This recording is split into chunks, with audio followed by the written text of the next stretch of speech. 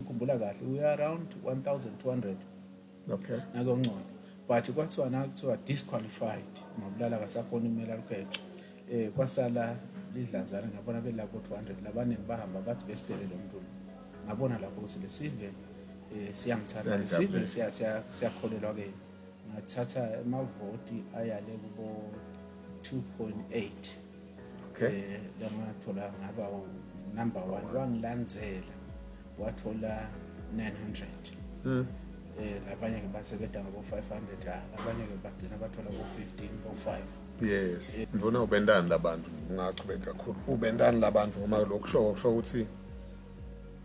noma sebakukhethile solo basakujabulela yini lo yendela lo mama labantu futhi lese ngubonile sebaba ne confidence kimi kakhulu bayathi ukuthi le nkuthinzako kutaba igolide limati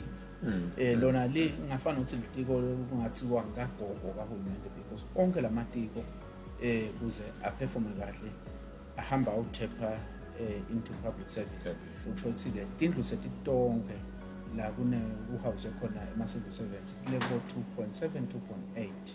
okay against human resource yakahulumende lele kubo 44,000 angicala ngokuveta ukuthi vele dincane kakhulu le tindlu lo munye ukukhanza ukuthi udlele kule ndlu kune 7 sport siyakuva le nto ukuthi bayaqashisa kepha ke siye sivakashe noma kukhuthathwa iParliament ukuthi asambe phela kuyohlolwa ukuthi kanjani okay kulesa review lesisuka kuyo yes seyinyusile i-housing allowance okay laba phansi nje bayithola imali lela kubo 2000 okay laba ama grades bo A na B so itsinzile asicela ngokubongela mhlonishwa ukuthi indzawo demasaya reviews ifike khona peacefully nangeke ingwenyama ikuthumile yathi uyoba induna yandisebenzi yes ufanele usebenze ube induna yandisebenzi ungabi sitha sedisebenzi so lemiholo nabe isazingeni kahle njengoba nyalo nje isazingeni kahle yebo kumbe ithethe kahulumende ungilabanye labagcina bayizuza i-car allowance okay yes le nganga 6,000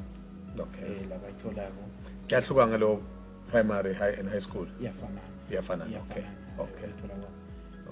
bagcina ke bayithola ke leyo car allowance yona seyitawungena ngalo July next year okay kepha si back dated to